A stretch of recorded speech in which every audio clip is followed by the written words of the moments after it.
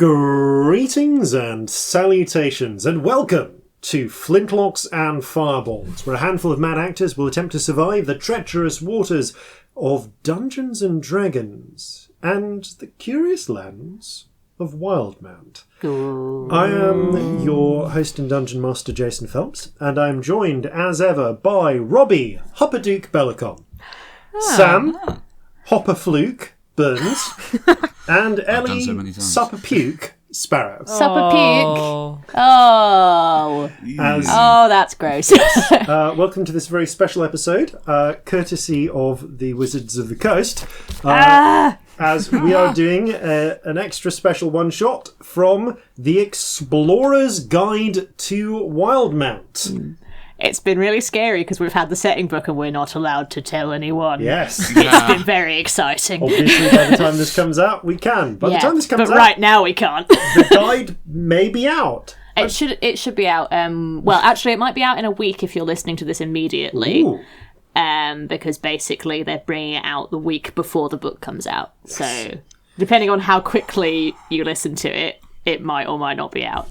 So the Explorer's Guide to Wildemount is the fantastic new book from Wizards of the Coast. It is a campaign guide, the setting of Wildemount, part of the same setting that obviously the show Critical Role takes place in, created by Matthew Mercer. It is this absolutely lovely 304-page setting guide. Mm-hmm. This stuff is in depth. Yeah, seriously, it's amazing. It's super in depth. There are special. There's a whole bunch of setting specific information about the story of Wildemount, the factions and societies. There's a gazeteer or a gazeteer. I'm not really sure. Like Matthew Mercer, sometimes they get strange pronunciations, as well as a really fantastic. Some really fantastic character creation options.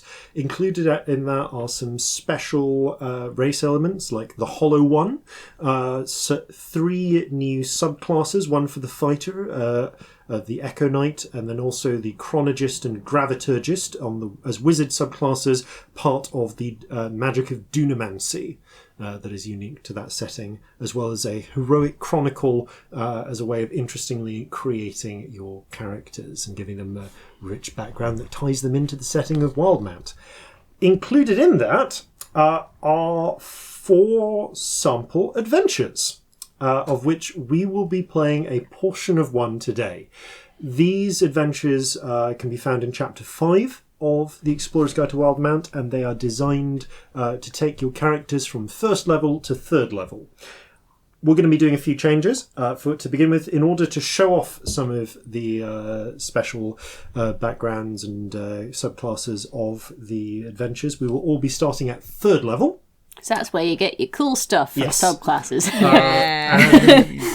Because I've decided to start us in a slightly unusual manner for starting this particular adventure, we will also be doing things in a slightly odd way as well. But so if you want to find out how this goes in the book, get the book and have your Dungeon Master play this for your party, or do so yourself if you prefer to DM. Before we continue, I would actually like to do a good old player and character pronoun check as we just introduce our names, our pronouns, our characters' names, and our characters' pronouns. I will go in reverse order of... actually, I'll go in alphabetical order, because that makes sense. Bobs, would you like to introduce yourself and your character, please? Hello, I am Robbie. I use she, they pronouns. I will be playing Damien, who uses they, them pronouns. Excellent. Sam. Hi, I'm Sam. I use he, him pronouns. So does my character, Idris. And Ellie. I'm Ellie. I'm going to be playing Tick. We both use she, her pronouns. And I'm Jason. I use he, him pronouns, and I will be playing literally everybody else. So I use a variety of multitude of pronouns. You use all the pronouns. So, on that cheerful note, unless we can think of anything else I need to mention? No, other than thank you to the organisers of Podcasts of Wildemount for letting us do this and inviting us to be part of it. And This is amazing. just on the Thank off you so chance, much. hey Matt Mercer, if you're listening, you never know. He's very busy. I doubt it, I but doubt just it. in Yeah. case, Just I in want to have case. said hello. Yes, thank you for Yeah, writing this same. ludicrous Yeah, thing. thank you for and writing also it. the many other assistant writers and so on. There's a full list of credits at the start. Oh of the yeah, book. very much. This is the Also, work of a all great the team. artists. And Thank you. oh for my Oh goodness. beautiful- god, the art is gorgeous. Look at all of this art. I'm showing you some. It's a bit weird to Oh. discuss art over an audio medium, but your art is amazing. Oh yeah, the art in this book is fantastic. All right then. So, without further ado, let us dive into the gnomish town of Hupperdook and the adventure Dangerous Designs, and begin Flintlocks and Fireballs. Our land stands on the sabre's edge. Our cities are a powder keg. Brother chains, brother, no one's free. A life on land is short, you'll see. So gather your muskets, gather your spears, we'll plunder the shores of Calcinear. No kraken, storm or spell we fear, so come and sail with us, my dear. It is a chilled, misty evening as you begin to approach the mountains of the of the Silberquell Ridge. The three of you met a couple of nights ago at a wayside inn along the gravelway path that leads north through the Marrow Valley between the town of Feldwyn and the town of Hupperdook, which is your destination. As you approach, the sun fades in the sky, and just as the last light goes, you hear the faint sound of a whistle, and then explosions. There's a moment of panic. Has the war come here already? Have Jorhassian soldiers already begun to spill out of the earth and attack this mining and industrious town? But as the blooms of coloured light appear over the tops of the city, you realise, no, that's just an evening in Hupperdook. Hupperdook, the resplendent home of the gnomes, is known for its work hard, play hard, get an early grave worth earning attitude. Which is an actual saying amongst the gnomes of the city. So, as you make the rest of your approach towards the mountainside city itself, there is the distant clamour of explosions as the partying begins, and the scent of a recent rain on the air as you walk along the muddied path. With the festivities already begun, most of the town, you can see, has gone up towards the elevated section of the city known as the Idle Works Shelf. Alight with colourful lanterns and streamers. You can hear the music echoing down from above, hundreds of feet up the stairs of the mountain.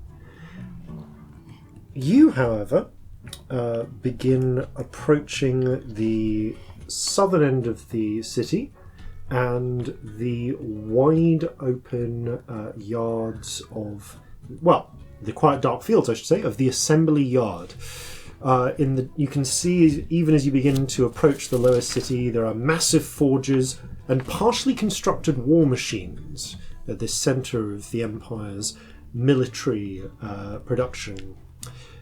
The city's industry, however, has been abandoned for the night. The workers beginning already to unwind in the celebrations of the upper city. And the lower city, by comparison, is now much quieter, much more relaxed. Up above, in the distance, you can see how the shelf rises up. There's much gaiety, much mirth to be had, but that is not your destination tonight. For the three of you are here on a mission. Damien, you received orders not a short while ago to venture out to Hupperdook to conduct a jailbreak. As a secret agent of the Kryn dynasty, you are here to rescue a fellow member. And as the three of you are entering the town, this might be a good opportunity for each of you to describe what you look like. So actually, let's start with Damien, please. Okay, they are tall, about 6.5 foot tall, broad-shouldered, tan skin that if you took a little closer look, sort of has grey undertones, pointed ears, and bull horns. Not huge ones, but substantial. If you ask, they will tell you they are a tiefling. If you know anything about biology, you might work out that they are in fact half minotaur, half drow. But in the Empire, not going to mention that part. They wear a heavy helmet that sort of makes the horns look like they come from the helmet if you don't look too close.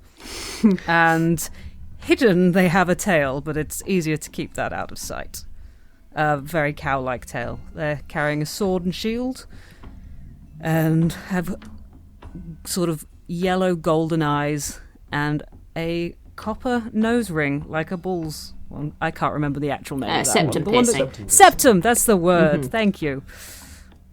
Behind you, there are two more figures. One, a dragonborn. Idris, if you'd like to describe yourself. Yes, so I suppose at this moment sat on his riding horse, whose name is You are the Gwyneth. only mounted member of this party. Yeah. Easy. You see a dragonborn who has azure blue scales and piercing yellow eyes. He has a head crest that kind of hangs down a little bit like dreadlocks, and that's adorned with various bits of jewellery all the way up. And he has dark blue robes on that look almost more religious than wizardly, but he is definitely a wizard because you can see at his side, where a sidearm might be belted, there is actually an athame, which is obviously an arcane focus. On the other side, he has a regular dagger, and underneath his robe, just poking out ever so slightly, there is a long, scaly tail. On the bridge of his snout, he has a pair of Pisnay-type glasses, which often he's uses when flicking through his spellbook. Idris, sat upon your riding pony. Is it riding pony or riding horse? Riding It's horse. riding horse. Yep, definitely. You are able to see the rooftops because this is a gnome town, and all of the buildings are very small. Everybody's tiny. With the exception, with the exception of the forges and the workshops, which are comparatively massive and need to be to support the Empire's siege engines, as you begin to pass through residential housing, everything is almost adorably tiny. And passing behind you, perhaps a little envious of your mounted approach into town, there is Tick. Tick, would you like to describe yourself? So Tick is very, very skinny, very slight. She's about 5'6", so not crazy tall. And everything about her is monochrome, is probably the thing that stands out the most. Dead white skin and a very sort of cheekbony face with a scar through the eyebrow and a scar through the, going straight across her mouth, through her upper lip. Black hair that's sort of shaved at the sides and slicked backwards with a white streak in it, sort of a little bit like Rogue from X-Men. No eyebrows and quite deep-set eyes with black irises with a little tiny bit of gold in the middle, which is the only bit of colour you would really see on her. A long black trench coat that's buttoned up quite high. and quite sort of heavy, gothy black boots. And probably the most weird, notable thing about her appearance is a big ear expander that she's wearing. It's quite large, and it literally has a clock in it, a working clock that is ticking away, telling you the time as you look at her. And if you get close enough to her, you will hear ticking, not just from the one clock in her ear expander. You will hear several different tones with ticking. You have to be quite close up next to her, but you'll be able to hear multiple types of ticking coming from her clothing. Also, hanging from the coat, from one of the buttons, is a very small bat hanging upside down, resting there right now. If you were to listen closely to the bat, you might hear the sound of clinking, like tiny chains. Yeah. Also, race-wise, she's probably a little bit confusing to look at if you're somebody from this world, because if you'd seen an Aasimar, she's got kind of the same sort of bone structure that you would expect from one, but she does not look angelic very much. People assume you are human. Yeah. She's a fallen Aasimar for anyone who's wondering, basically. So, yeah, human but slightly implausibly pale. the three of you make your way into town. What is your first order of business? You have a mission to conduct. Was there a contact? Was that? Am I remembering yeah. this right? So there is a potential contact. There's a contact. There's a contact you have. Your mission, just as a gentle reminder, is to free an agent of the Kryn dynasty, a Goliath by the name of Sken Zabris, an Echo Knight actually, from the Gearhole prison, the notoriously difficult to escape prison, which is actually burrowed into the side of the mountain. Because of the tall workshop yards of the assembly yard in front of you, you can't actually see the Gearhole prison from where you are. You would need to walk through the streets and get a little bit closer to get a view of it. Mm-hmm. So how do we want to start? Want to scope out the prison? Want to go to the Soot Swallow? I've got a contact there who can get us in with some people. Is that a building we'd all actually be able to fit in? Might have to crouch. I think I'm going to have to crouch. I think you're going to be Quite crouching honestly. everywhere. Great. I love this country. Yes, well... Well, you came here. I did. As you going through, Tick, you've never actually been to Hupperdook before. So you know the name. I thought I had. I'm sorry. I mean, well, no, you have, but it's been a long time since you Okay. have.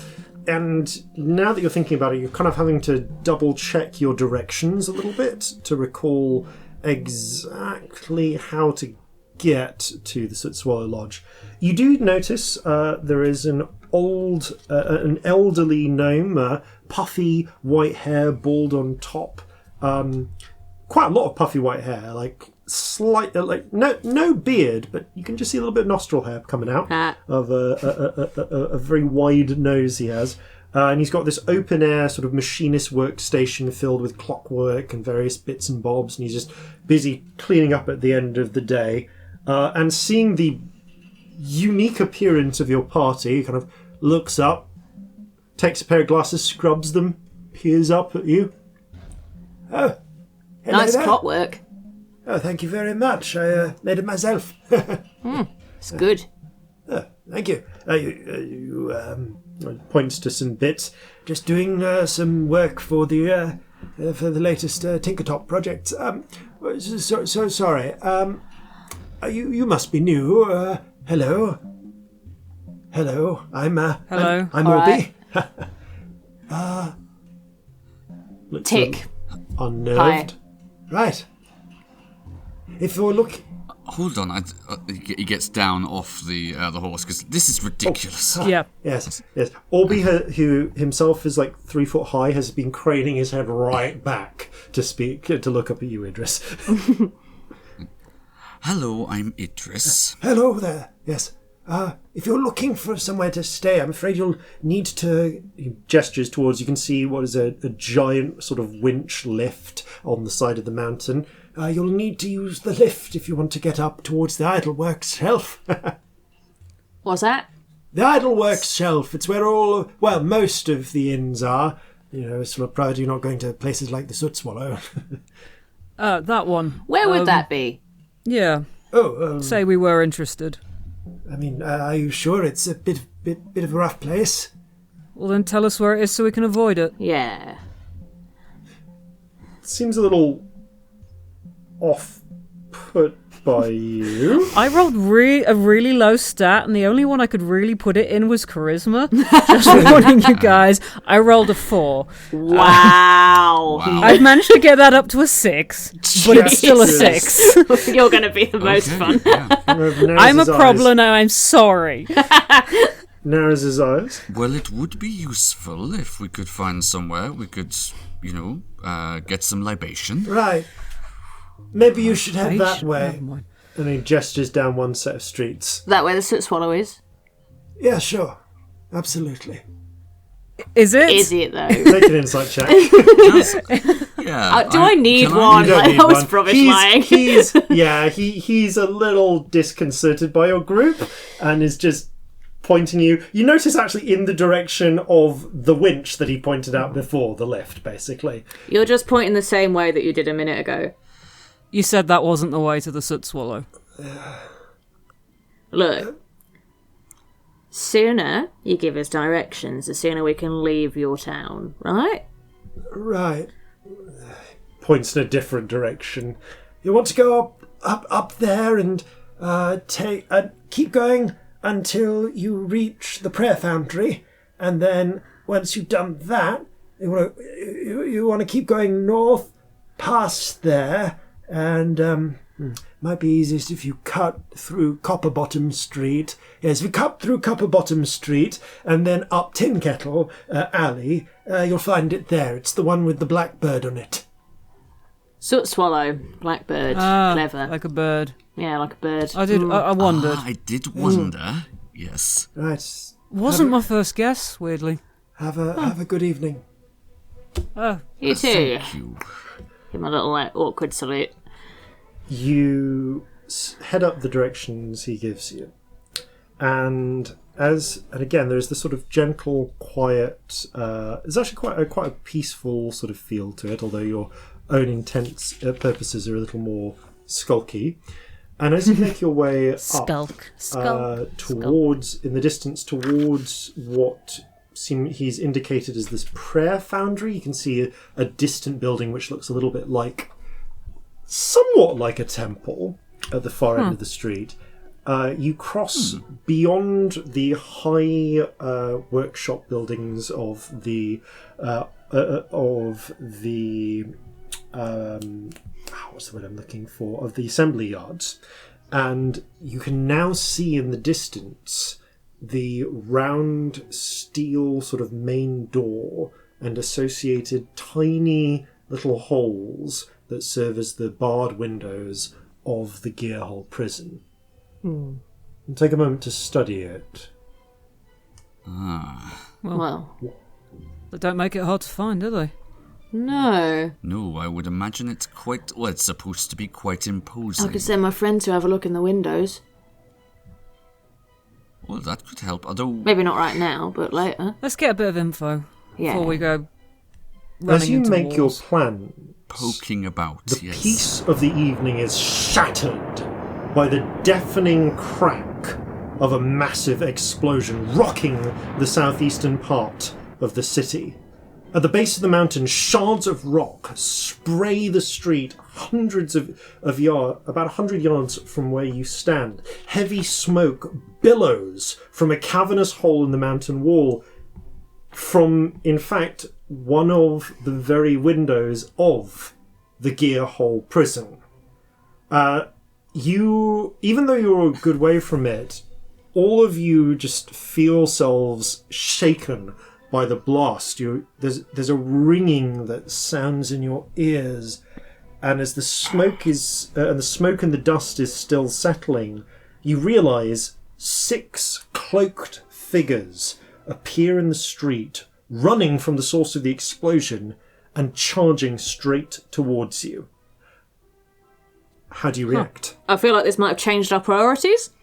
There could be people in trouble. We should go and help through the hole into the prison. Yes. Yeah, we should go see if everything's all right. Definitely going to It would do be the that, charitable yes. thing to do. Also, let's move away Most from these likely. weird people that are running at us. Just saying. Yeah, I want to step out the way. Okay. Yeah, The three- is there anywhere we can duck into? Oh, there are Yeah. lots of little alleyways, and the 3 of you immediately duck into the alley, and you watch, fleeing out, there are 5 tiny figures, the size of gnomes, and what appears to be one much taller, 8 foot tall figure.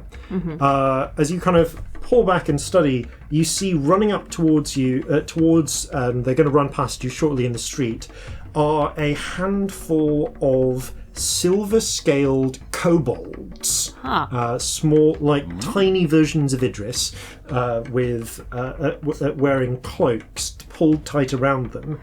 And running behind them is an 8-foot-tall, muscled humanoid woman, grey-skinned with many black tattoos. She's got a tightly bound ponytail behind her. You can see a breastplate, which looks to have been very recently strapped on, and is very definitely a Goliath. Oh. Do you think maybe is that- that's the... Yeah. Seems likely. Might Done wanna, it. should we step back out and just check? Yeah. Yeah. Can I send my bat friend to... How near are we? Can we hear them? Are they saying They are anything? running towards you. Never mind, They no. will pass within 10 feet of you in but a few moments. Right. Should we Yeah. just shout, maybe, Scan? Okay. Sken? Yeah, you call out Sken. to Sken.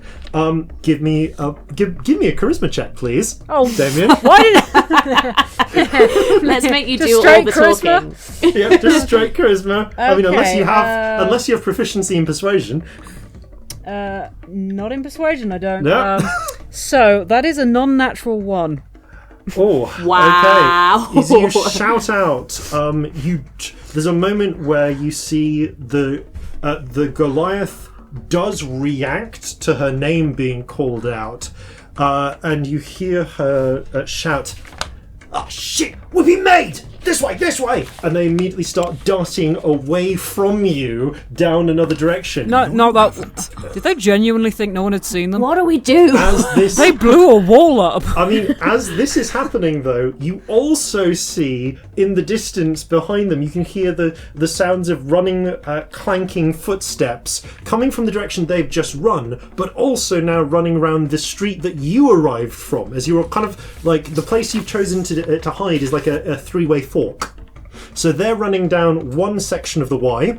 So they've come around and they could have turned left and gone up where you came from. Instead, they've turned right, and now you can hear the sounds of armoured figures approaching from the smoke cloud where they just left. And peering, you can also see 4 armoured members of the Crown's Guard. With their distinctive red enamelled breastplates charging down. How far away? I will say at this point the Crown's Guard are 90 feet away, but they're running. So next round they will be within 30 feet. Okay. And I think at this point I'm going to ask for initiative. Yeah, that's fine. Alright. Ooh. Natural 20. 12. 22. So that's a 21.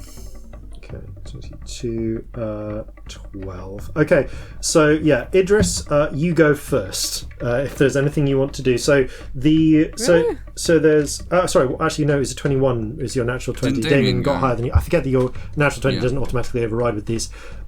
Yeah, no, it's just 21. So Damien, you go first. You can see. I'm going to say that as they're just running away, Sken and the kobolds are a mere 20 feet from you. The 3 of you are currently hidden in an alleyway at the point of the Y intersection. Scanning kobolds are running off, as I say, to the right, and 90 feet away you can see Crown's Guard coming from the left, and you can hear 90 feet away Crown's Guard approaching from the smoke where the prisoners have just escaped from. Oh. What on earth can I do that is useful? You can choose to do stuck. nothing if you wish. No, I don't. I feel like we need to get involved here. Yeah. I wouldn't let them get away. I'm gonna try and match pace with Scan. Okay, so you're gonna run after her. Yeah, cool. and try and get her attention Awesome. again. So you run. Okay, you're gonna try and run after Sken. I'll say that because the way movement works, you're able to run up to her. What do you want to try to do to get her attention or convey trust? So you run out into the street. The Crown's Guard have now seen. You see the Crown's Guard are approaching, so you can now clearly see them.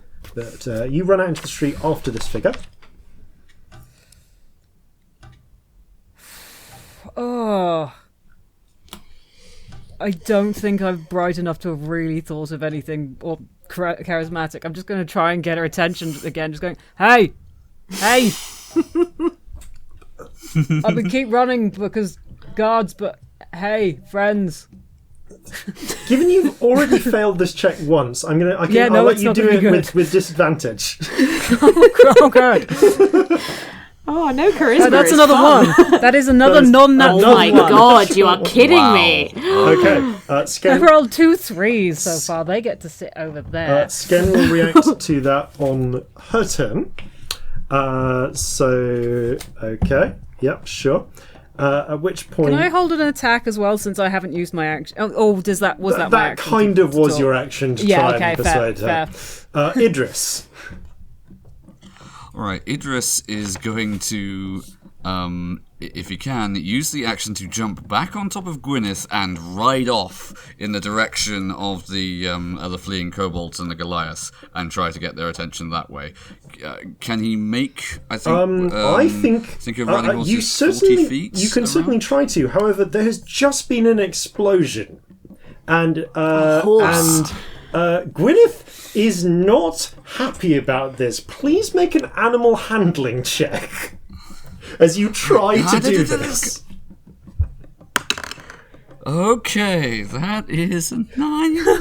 Gwyneth flees down completely the wrong path towards what you now see are 4 approaching Crown's Guard who dive out of the way like bowling pins. That was quite useful. That is really useful. As your horse double moves, a full movement away.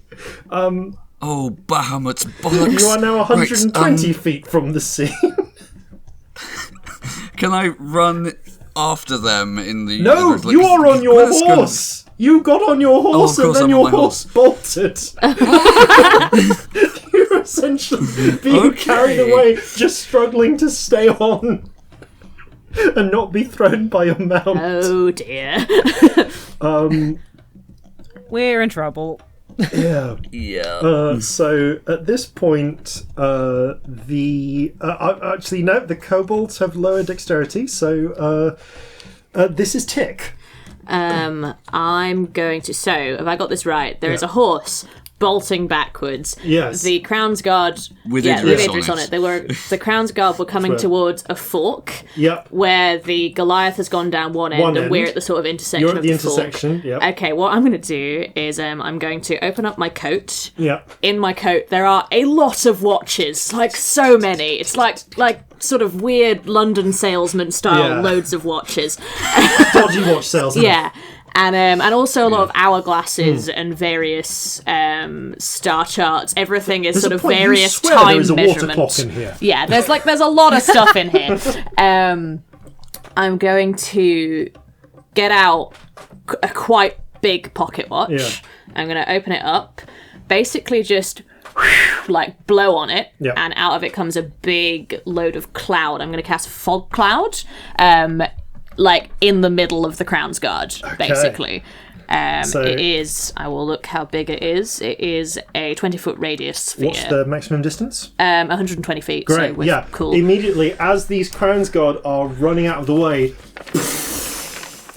a billowing bloom of white fog emerges, and you can just hear them coughing and spluttering and unsure what the fuck is going on. Yeah, and then I'm going to run towards the Goliath, Okay, obviously, so and you'll try run and towards catch up with them.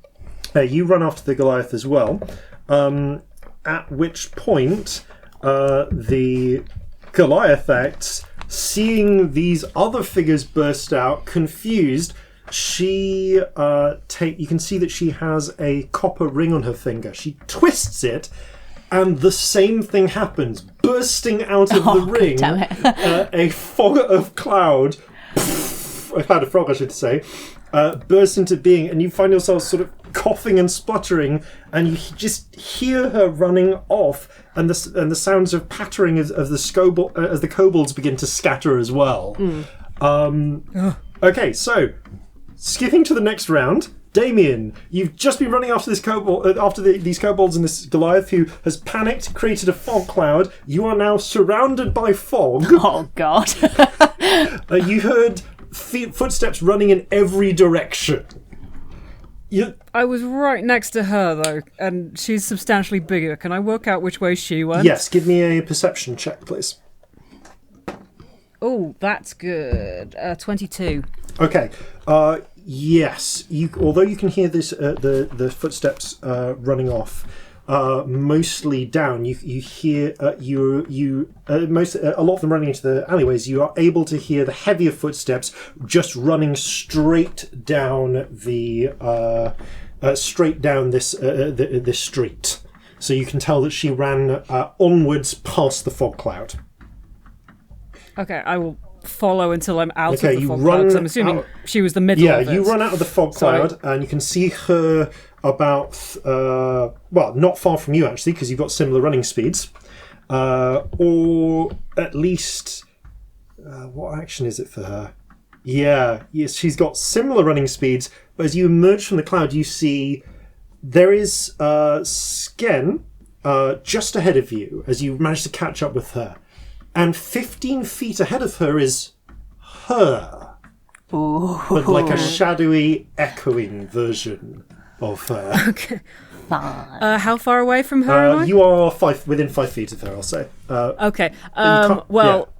15 feet in front of me, I will manifest my echo and go, oh, right, that would have been smart from the start, never mind.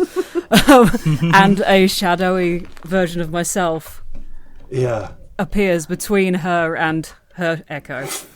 There's a moment where she looks back and seems to realise what's happening. Yeah! Oh, shit, you're with the... at which point, Idris, cutting it back, Idris is just the other way. You bowled over a series of Crown's Guard, and then fog exploded behind you. Sorry. What do you want to do? You are now you want to glance back. You can see another fog of clouds exploded beyond them, back towards where the Y section was. I think all I can do is attempt to regain control of my Give me an horse. animal handling check, please. Okay, I should be good at this. Okay, that's a little bit better. That's a 17. Okay, yeah, you are able to get Gwyneth under control. Oh. Now that she's away from Easy, the Zach, Gwyneth, explosions, easy. she's more willing to respond to you. What do you want to... you can ride her wherever you wish within the limits of her movement, so... Alright, I'm going to try, as the layout of the city allows, loop back around, avoiding the bunch of soldiers I just bowled over, like bowling pins. So you want to try and use a different route. Okay, Yes. You're doing this in a city that you've not been to, with a difficult thing. I kind of want to give you... That I can see over the rooftops of, That mainly. you can see over the rooftops of. Okay, just give me a straight intelligence In check. fact... Yeah, I have an idea as well. I will do the intelligence check first, though. That's an 11. Okay, so the 11, you can actually see the Goliath over the rooftops. And then, weirdly, again, a little bit further away. And you can also just see the top of Damien. And again, a little bit further away.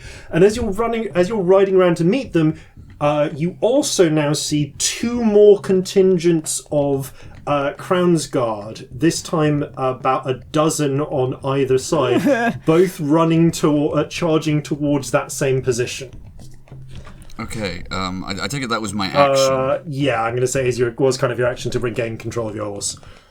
Fair enough, and yeah, also that's fine to then. ride and everything, and get around to see. Yeah, because the thing I was going to do is adjust the horse's density. Oh, can you do that as a bonus action? No, That that is is an a full Okay, action. you can do that so in your no, next round if you wish. That's such a weird Yeah, sentence. I will do. Just wanted to adjust the horse's density. Okay. So that makes it. Kobolds. Sorry, we're in the wrong order. So Tick. You are now in a cloud of smoke, but you've just seen Damien run further down the street because you were close enough. I'd say you got behind them as they I'm were. going to follow Damien. Okay, you run out of the cloud with Damien and then see the scene that's happening in front of you. Which is loads of Crownsguard are appearing. You now see the Crownsguard starting to appear in the distance as they're coming down this street as well. Are there any nearby hiding places? I want to hide. There are lots of alleyways and little bits and bobs down by these tiny little tiny little gnome houses. It's very easy to find a hiding place. Make a stealth check. How much of an action is it to do stuff with my familiar? I think you can. 1 minute. I think you can just. I basically want to find a hiding place and send my familiar to nudge Damien and tell them where it is. Cool. That is something that they can just do. I'll say that doesn't really cost you much. Cool. It's not like a big action. You run. Give me a stealth check as the bat. Oh my god, this character has stealth as a skill. Oh, it's a 1 though. You know what though? No. I'm going to get out a watch. Yeah. Another one of my many watches. And I'm just going to go, nah, and just turn it backwards.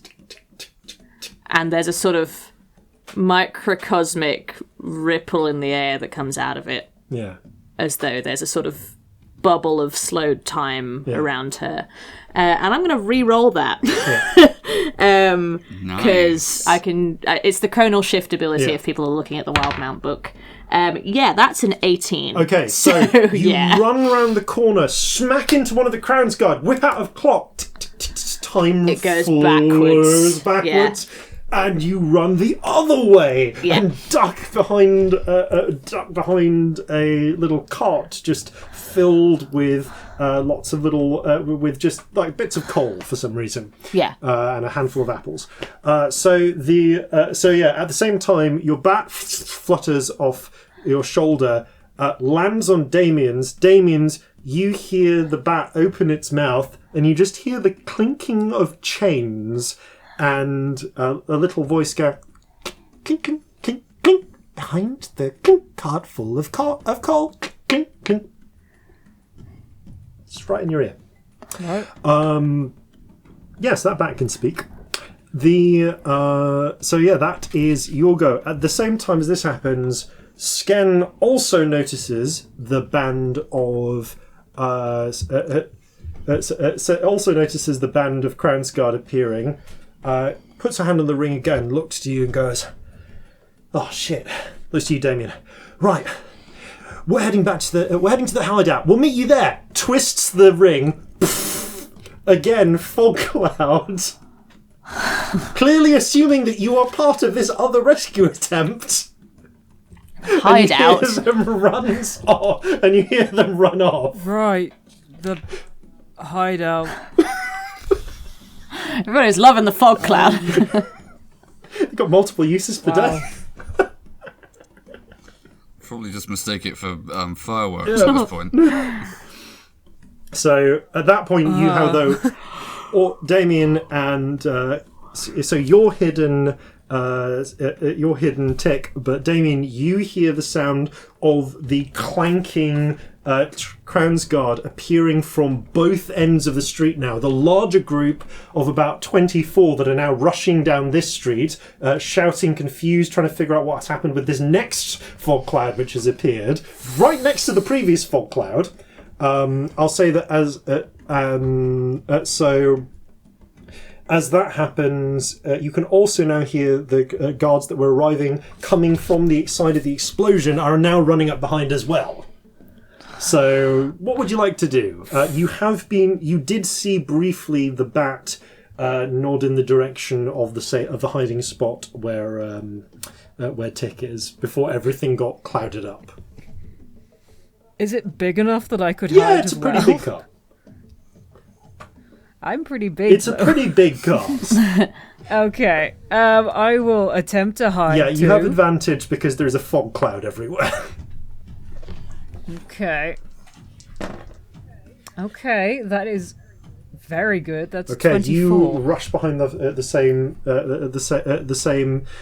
cart.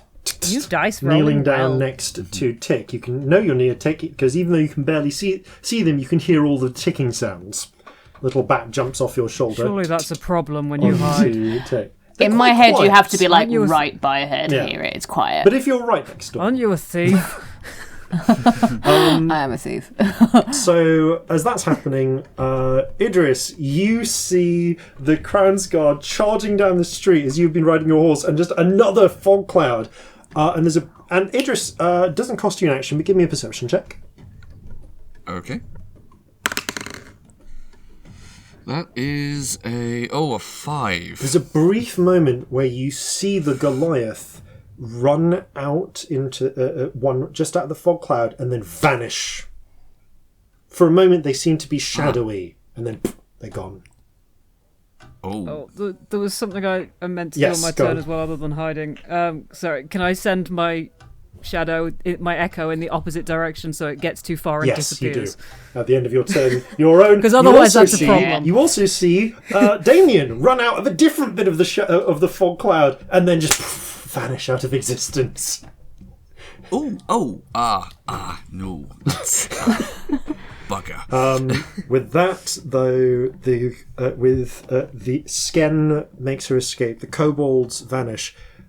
Idris, what do you want to do? You're currently away from where all of the Crown's Guard are because you've had to take the circuitous route on your horse. You've no idea where the other two are, though. Bloody hell. Alright, can I... if I've seen where both Damien and the Goliath have disappeared, is there a place nearby where I currently am that I can hide the horse and approach on I'll foot? say that there is. Yeah, you are relatively easily able to do that. So you quickly tie Gwyneth up to a drain pipe and start to approach the area where the fog clouds are, because they persist for like a minute. At the same time, Damien and Tick, what do you want to do? Because you're just, Oh my God. like, you've managed to get a point of hiding, and you can now hear the shouting. Are we out of initiative now? You're out of initiative. You can hear the shouting of confused Crown's Guard trying to figure out what's going on in the fog. They have not found you. I'm just going to turn to Damien. Do we still have a job? Or is it kind of done now? I think we still need to find the Goliath. You are supposed to bring her to a The specific job is place. Yeah. The job's a fetch job, not just a Right, breaking it's out not just the job. breaking, it's the fetching. Okay, well, we've got to do Yeah. fetching then. I don't think anyone gets paid till that's done. I'd like to be paid. Don't suppose you know where the hideout is, do you? Heard something about a hideout. Yeah, Is that your hideout or somebody else's No. hideout?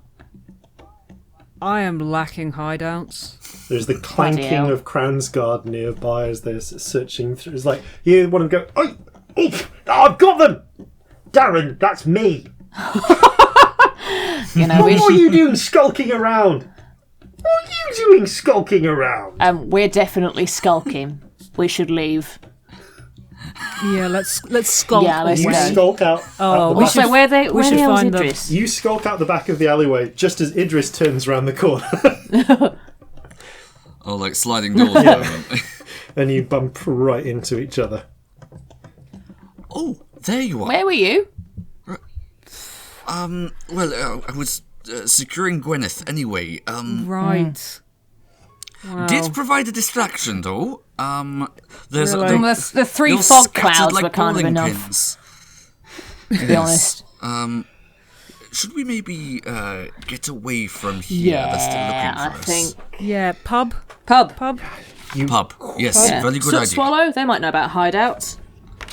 You Yes. I mean, you can't do any harm. hurriedly head out up to following the directions until past the prayer forge, which is actually passing it, the prayer foundry, which is actually a temple. Although weirdly, it's a temple from which you can hear the sound of clinking.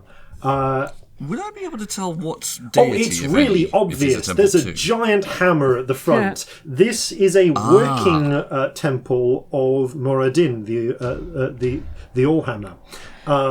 Who Right. and it's when I say working temple, I mean literally. It is also a functioning smithy. Ah, that's cool. I feel like the bat gets quite excited at the clinking. Sort of starts like twitching about and like, clinking away along with it. Yeah, it's weird. The bat is excited, but also there's a strange discomfort that seems to come over the bat, and part of its skin ripples like rippling water. You alright?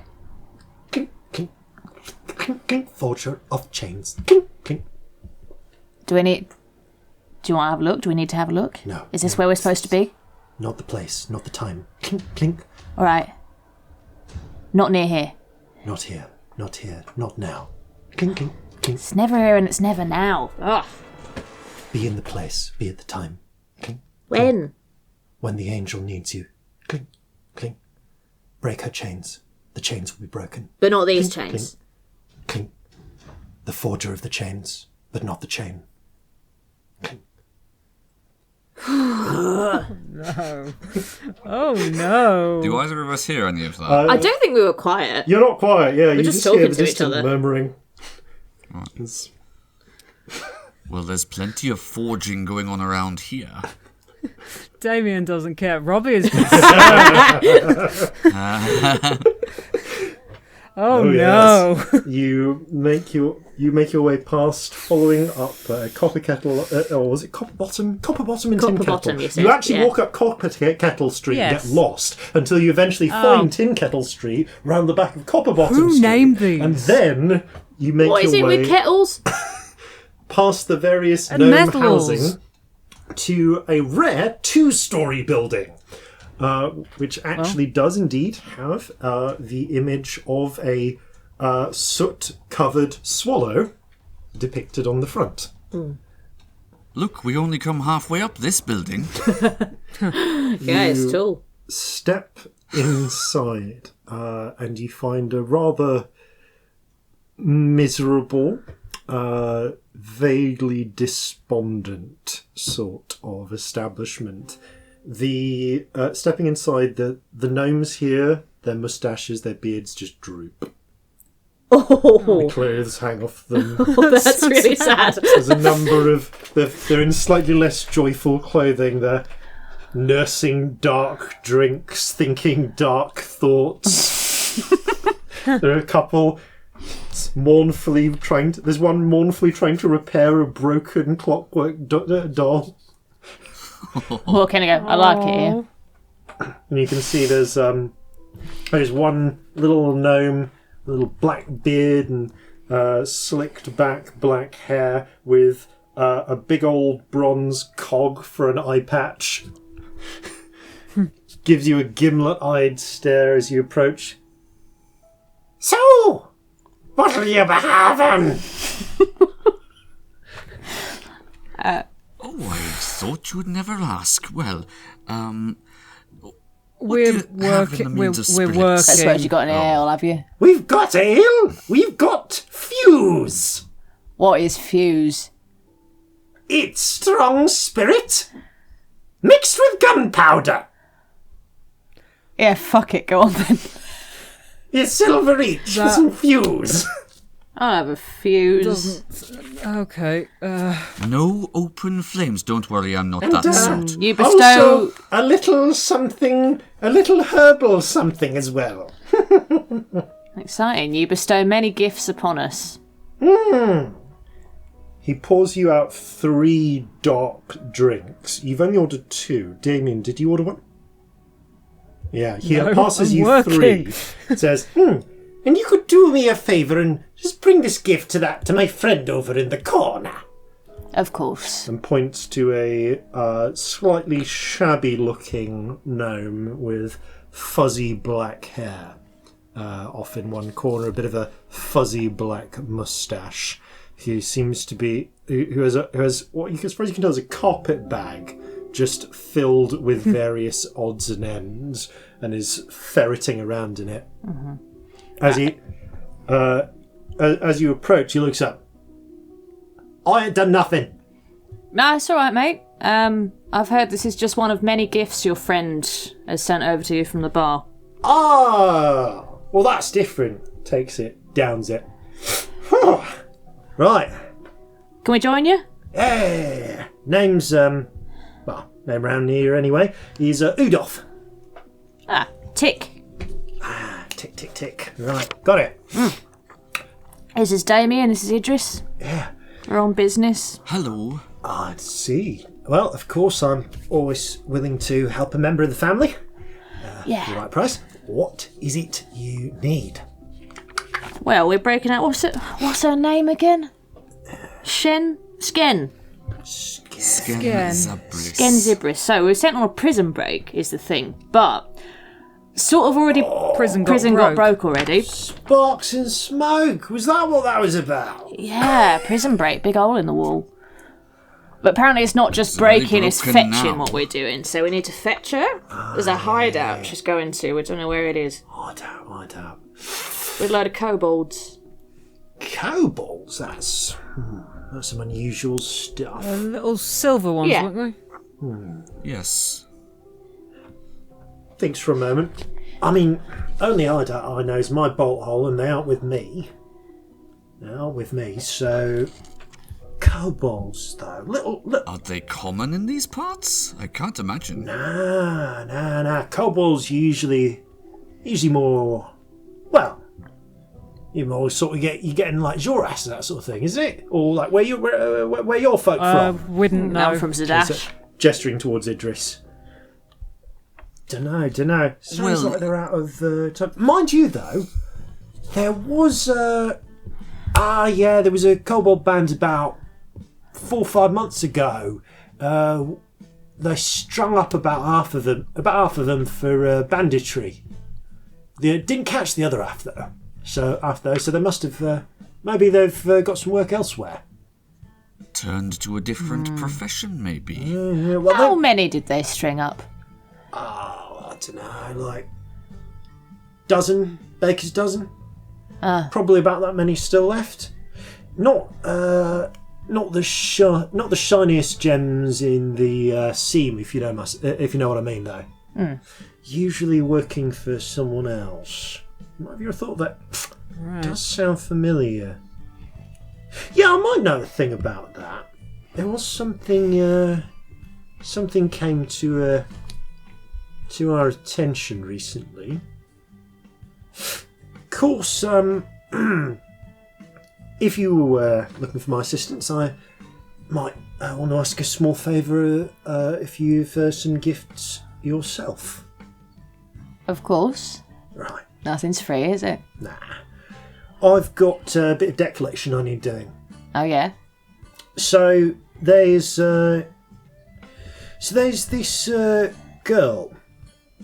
I think for a moment. Yeah.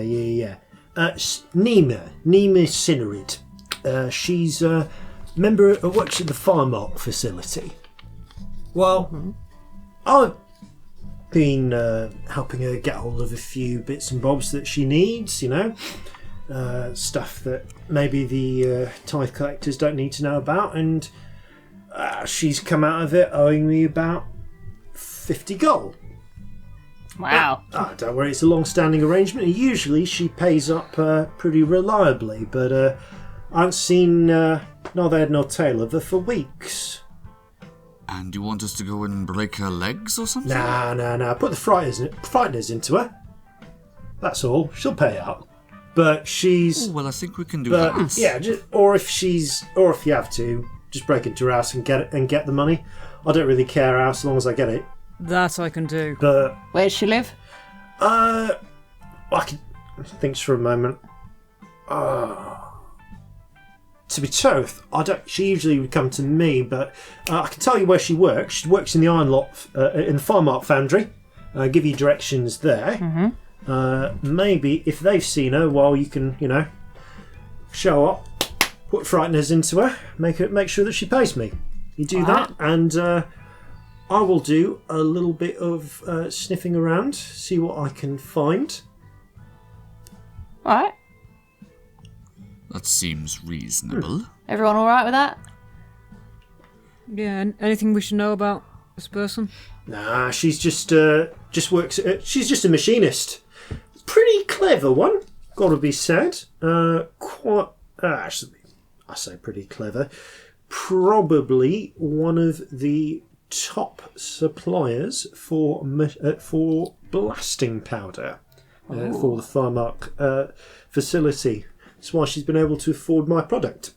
Are the same powder that's in these drinks? And that was in the bomb what blew up the prison by any chance? I mean, yeah, it's in all bombs. No, but I mean, blasting would they powder. have got it from her? Would she know anything? Thinks for a moment. Leans close to you, Tick. Lean in. Right, don't let this get around, but between you and me, there's been a bunch of out of the family thefts happening in the last few months. Ah, shit. Small stuff, like tools, bits of metal, little bits and bobs here and there. None of it's been on a big scale. So no proper, heists or anything. I'd have heard about it if that was the case, and I'd be demanding our cut. But I've been talking to some of the second story professionals who come in. Not that there's many second stories here, and none of them have been behind it. I was wondering if maybe those, now that you mentioned those kobolds, maybe they might have been up to some of that. But yeah, it's all been overnight stuff, mostly from workshops, machinists, that sort of thing. Right. Not a big quantity of blasting powder though. More like maybe some of the raw materials you'd need for it. I don't know. I'm not a powder maker. Me neither. For that, you'd have to ask the fire marks. Talk to was it? Yeah, the blast gaffer, Sleece. That's his name. Sleece. At the Farmark facility. He'd know that sort of thing. Sleece. Right. He's actually name is Boss. So he might tell you where she is, so she can give me my fucking money. Right. Well, you have a look around. We'll have a look around. I guess we'll see you later. Right. Do you knock back your drinks? Yeah, go on. Yeah, I it is strong alcohol mixed with something which about a few minutes later just gives you a jolt of energy. It's basically a speedball. Okay. So, are you familiar with the poor man's speedball of like a vodka with Red Bull? Or your Oh, that's not what we call it thinking in my Jaeger bit of the bomb. north. Yeah. Yes. We just call it a vodka Red Bull, but Yes. yeah. No, that's the poor man's speedball. The real speedball is strong alcohol and usually a little white powder. This is what this feels like. Okay. Yeah, you are just Cool. getting a jolt of energy afterwards. Whoa, hello. You've heard that the morning after a few drinks of Fuse, you usually need some pretty strong coffee. All right. Well, I'll start running there then, shall I? Yes. Yeah, I got a bit of a jolt on me. It's good. I like it. You swear that the gentle ticking sounds around Tick have picked up in intensity. Yeah. Another thing about her is she has a habit of kind of tapping along with them. That's sped up a bit since the shot. All right. You are not a stealthy thief. No, I suck. I've got stealth as a skill, hilariously. All right, you make your way to the Firemark facility on the other side of town. It's quite a large brown and red brick building, very thick walls, very thin roof, painted iron black over a massive compound. Amazing. There is a strong scent of brimstone and just a little bit of a tint of the taste of what you had in the fuse, actually, which you reckon must be the smell of and taste of blasting powder on the air. As you approach, there is a gnome here who kind of is wearing a little tiny gnome breastplate and holding... actually, it's rare that you see these outside of the army. A long stick, with a long metal stick with a hollowed end, and a wooden butt, what you recognise as a musket. It doesn't point it at you, but looks up and goes, "Oi! This is a restricted site." Restricted by who? By the gaffer, Who's that? the blast gaffer, Mr. Firemark. Well, we were hoping to actually speak with them, if that's at all possible. Thinks for a moment, frowns, scratches his head with one hand. We can come back in the day, can't you? It's kind of urgent. This is a matter of some urgency, yes. He looks side to side. How urgent are we talking? Well, there's a big hole in the prison and we were wondering if someone had nicked some of his powder to do it. What? Oh, We'd hate for it to be connected back to him. roll an intimidation check. Serious thing. Oh, charisma. No. Why is everything charisma? Being as we're assisting You them... can roll this with advantage, yes. Okay, that is -2. 13. Right, this is above my pay grade. Yeah. Gaffer! Gaffer, we got some people who need to speak to you! Quickly waves you in. And you can see... What was the name of the other person? we're looking for? Sleece and Nima. Yeah. Nima Yeah. Sinridge, I think it was. Is that right? Yeah. Yeah, lovely.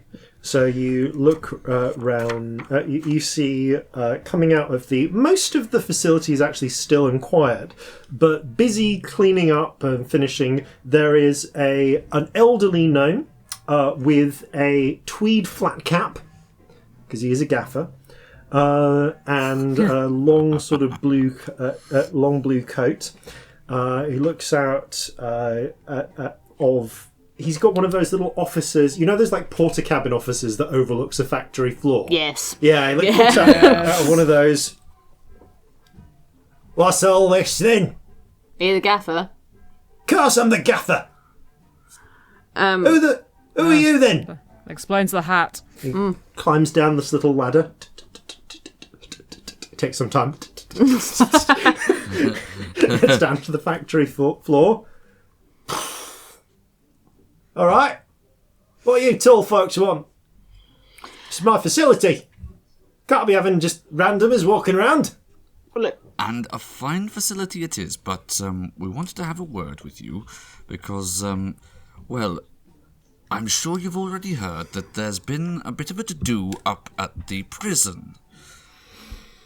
He folds his arms. Aye, I reckon half the city heard it. That's why they've shut down the winch and I can't get up to have a drink tonight.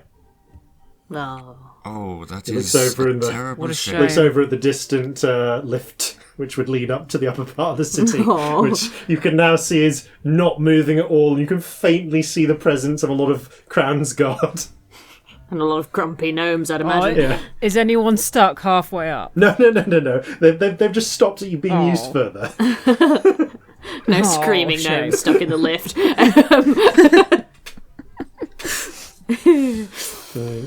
How high up does it go? Like the Idleworks shelf is like close to 300 feet above in the industrial portion of the city, so it's quite a way up. Okay, Actually, it's quite yeah. a way. Yeah. Okay. Yeah. Yeah, anyone who didn't start drinking already and was staying late at work is basically stuck at work overnight. Ah, sad. We're looking for Nima. I wouldn't want to say it's connected, But but it might be. the sooner we find her, the less it's connected to you. I haven't basically the seen size of it. Nina since she took ill 3 weeks ago. Right. And her address. If we wanted to find her. Narrows his eyes. Sorry, who the fuck are you? You really want to know? Less you know, the better, mate. Make an intimidation check. I don't know why I'm doing this. His character doesn't have good charisma. Like, I don't know what I'm doing. 8. Have you seen how many charisma rolls I have rolled this evening? A whole 8. Do any of us have Sorry. charisma? No. Any of I have us? a plus in it, but it's not my best I've got stat, plus by the 1. way. It's nothing. Sleece So have I. raises his fingers and he does the impressive trick that I can't do, where he puts 2 fingers in his mouth and whistles through them. And you see all around the facility various, about a dozen of these gnomes with these firearms poke their heads over various walkways. Yeah, I'm not going to have some thugs walk into my facility and try to threaten me. You can fuck off.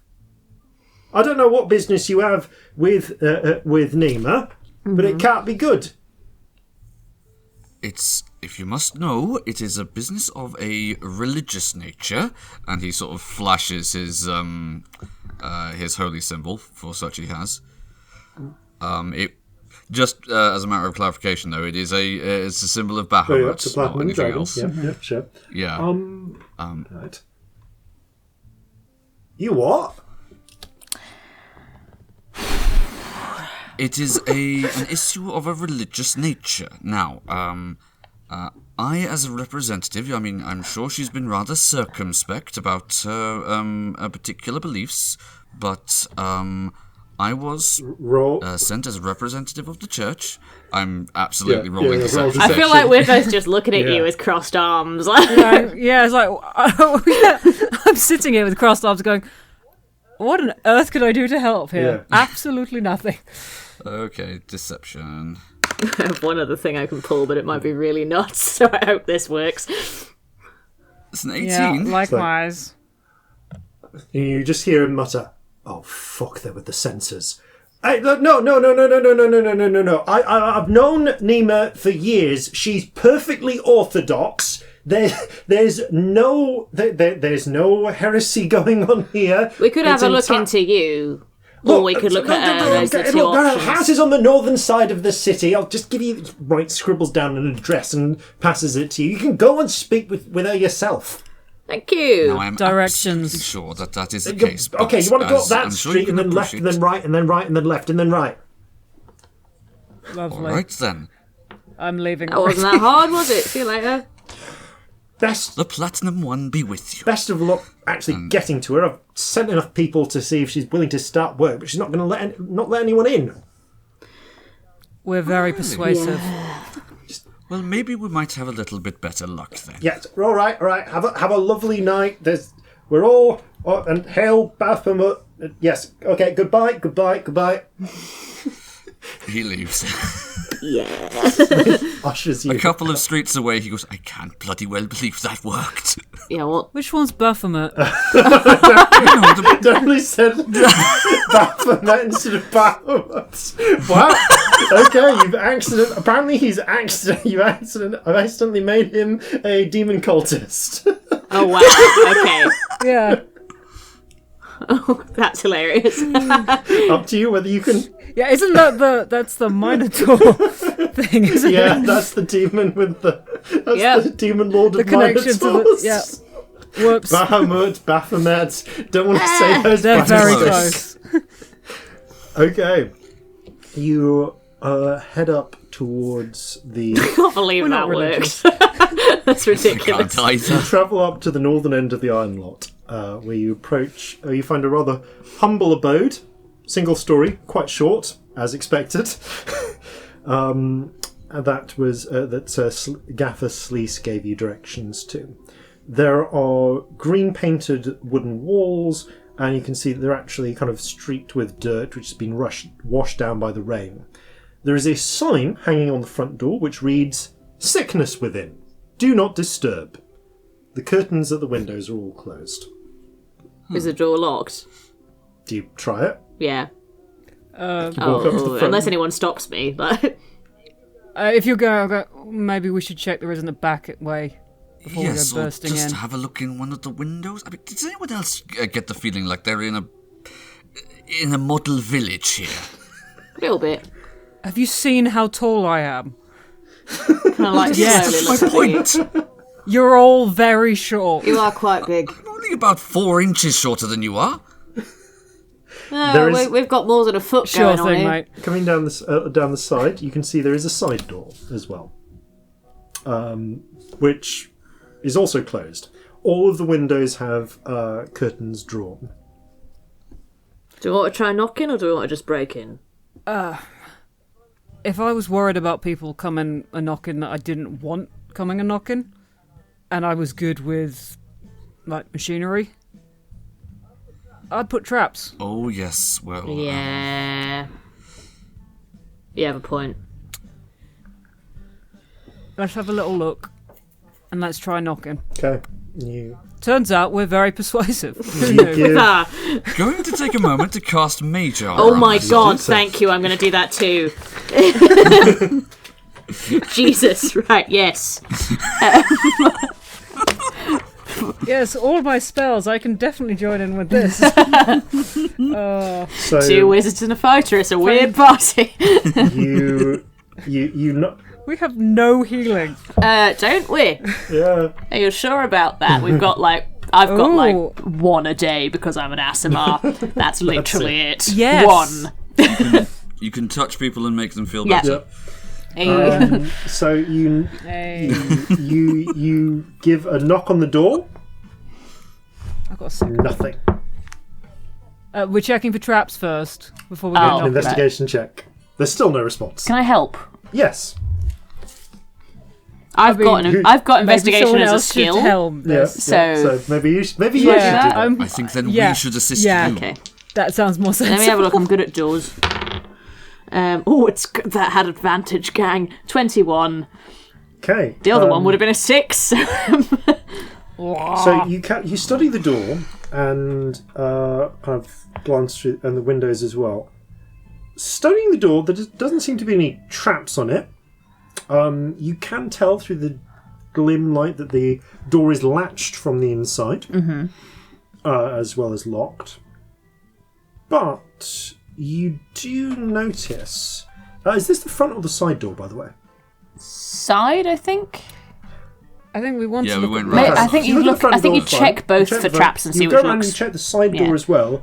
You do see some signs of splintering on the wood on the side door, as just around the area where around where the lock would be. As though somebody's tried to pick it before. More like someone went at it with a crowbar. Ah, okay. It's like someone's been here. Yes. Oh, good then. We can just go in. I'm going to try and open that Okay, door. that door. Also, it comes. You hit like it's not a latch. You hit a chain. Can I do anything about either of these doors with thieves' tools? Oh yeah. You can. Which you can one's try and- easier to pick? You reckon the chain would probably be easier than the lock because you just need to essentially get like a slim tool and then it. All right, give me a minute. Okay, give me a thieves tools check. please. That's Dex plus proficiency, isn't it? Yep. Cool. Yep. 14. Okay. There is a sort of.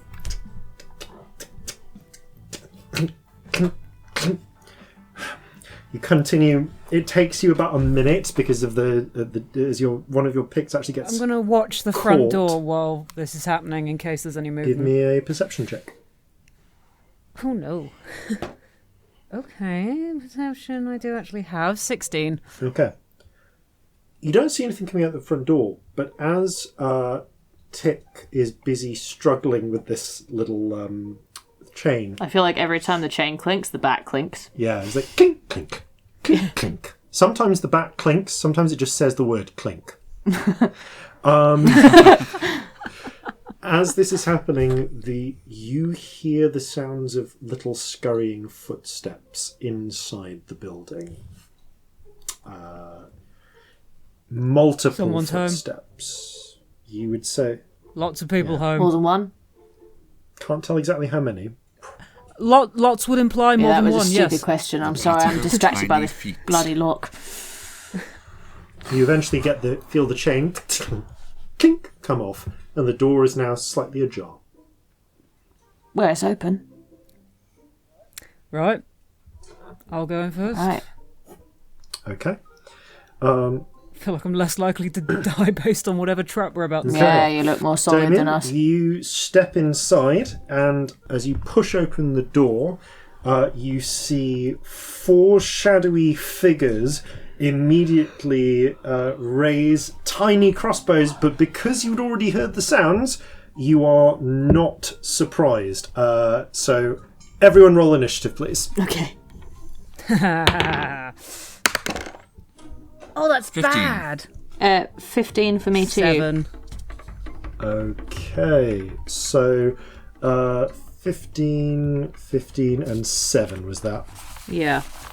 Yeah. Cool. Idris Tick, can you just give me your dexterity modifiers, please? +2.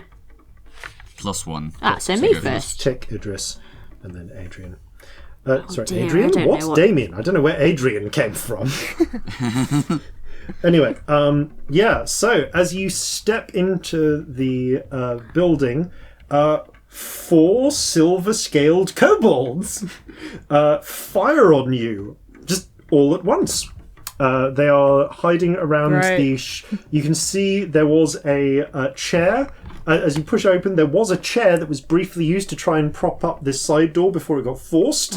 It's splintered on the ground, and they've stood up from hiding positions around a little table where they fire on Damien. So that is... Okay, 13. Nope. Okay, 21, yes. Yes. 12 doesn't. And 3 of them thud into the little door, but one of the hand crossbow bolts does manage to glance off your armour, and you feel the sort of thud impact your chest a little bit, giving you a slight bruise. You take 5 points of damage. By the way, you are having to crouch over a little bit in this house. It is not built for someone your height. Tick, you are the first to out. The pair of you are out. Damien has just stepped through. I'll say that you can move past Damien, they're not blocking the way. But the pair I'm of trying you are to just look behind. up a spell, but it's buggered. Can anyone get me the stats for Crown of Madness Yes. by any chance? Here we go. Crown of Madness is... I think that's in the core player's handbook. It is, yeah. It's Yeah, a it cool is. spell. Go. Got it. Because I know the sentiment of one- it, but I need to check the actual... Yeah. Jason, give One it. humanoid of your choice that you give me can a- see within range. Wisdom save. Cool. Cool. Thank you. And there you go. Yeah, Sorry, I was literally I passing just you the need book. it in front of me. This is not on the page. It was literally on the at all. bottom left. Right, Okay, bottom cool. right. Sorry. Right at the end. Is there anything that looks more dangerous than the others, or They like a all leader? look like little kobolds. They seem to have a fairly flat leadership structure. There are Yeah. anarcho-syndicalist kobolds. What was that? They're anarcho-syndicalist kobolds. I don't know what that means. They have a unified leadership structure, just taking orders from whoever gives the best plan at the time. Okay, fair Yes, enough. yes. I'm going to go for a random kobold. Yes. And I'm going to cast Crown of Madness. Okay, so it's wisdom save. Yes, That wisdom was save. a natural 20. Does it have any effect if they save? No, it doesn't. But I could make it not save, which is Oh. tempting. If you wish to use that, yes, you can. Yeah, I feel like I twist a chain of a pocket watch around my wrist to cast the spell. The chain appears around its head, it shakes it off, and then I twist the pocket watch back. The whole thing goes back in time, and I'm going to make it re-roll. Okay. It does so, and it rolls a 12. Hey. So this time... Oh, that is my save. Does it save? Does that count? If that is your save, then it saves. Yeah, my spell save is 12. 13 minus 1. Well, this was a useless round for me. Really works, and you try and retake, but just something about it shudders and shakes its head. You don't speak Draconic. No. I speak Draconic. But Idris, you hear its call. What the fuck was that? Okay, so that is now... Tick, do you want to move at all?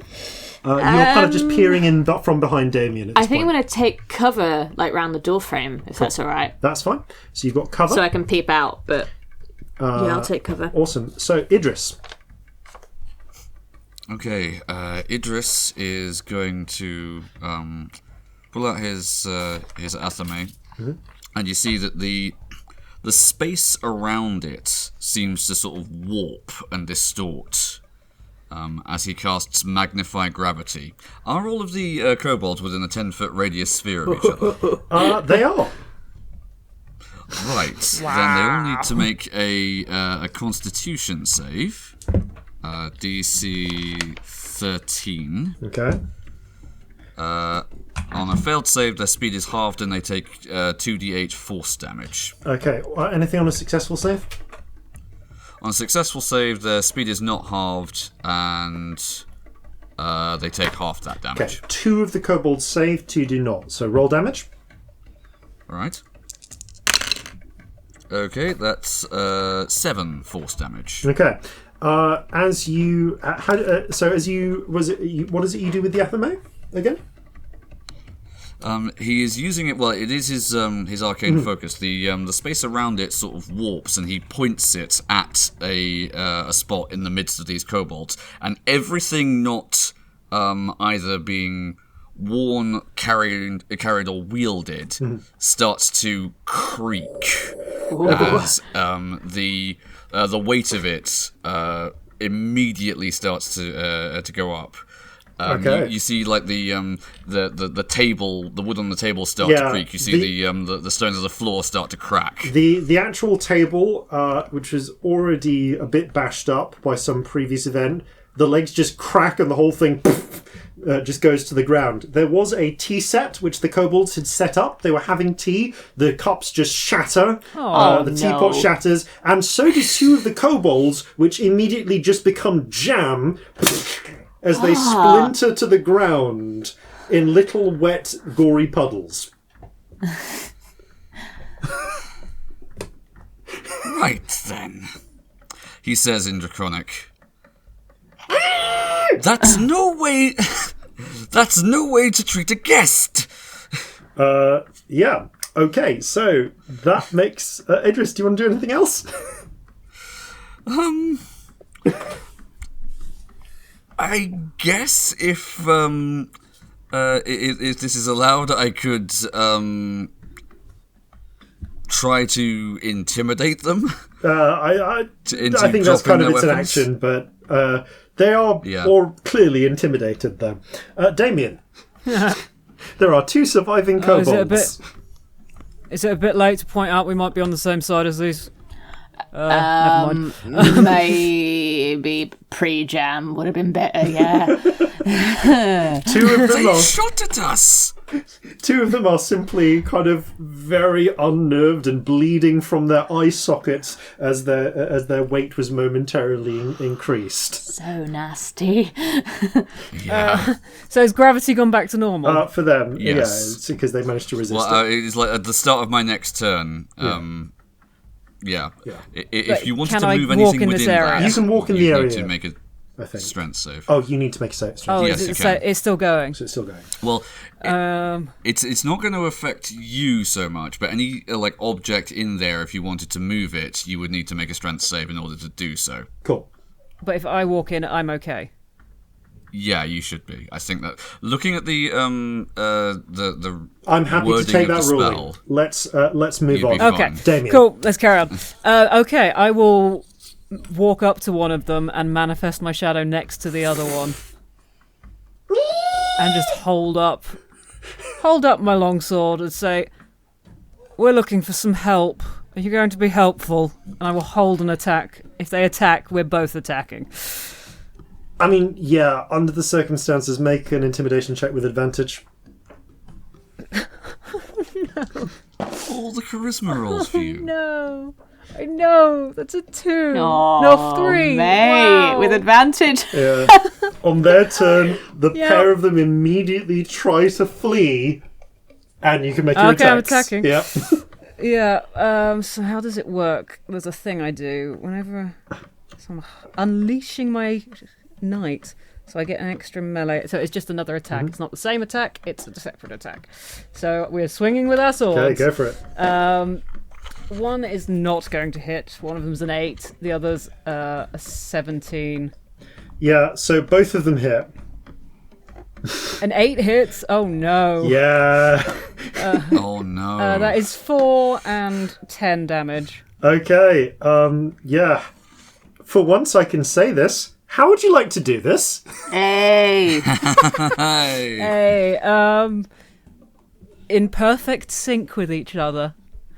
Like mirrored almost. Okay. Just So swinging. you just swing down. One of them, like, Damien's left-handed, Yeah. the Echo is right-handed, Oh. and they that's swing cool. them together, And you just- they, like, bring the blades together. You both just execute these two kobolds, slicing through their Oh, well. throats. They hit the ground.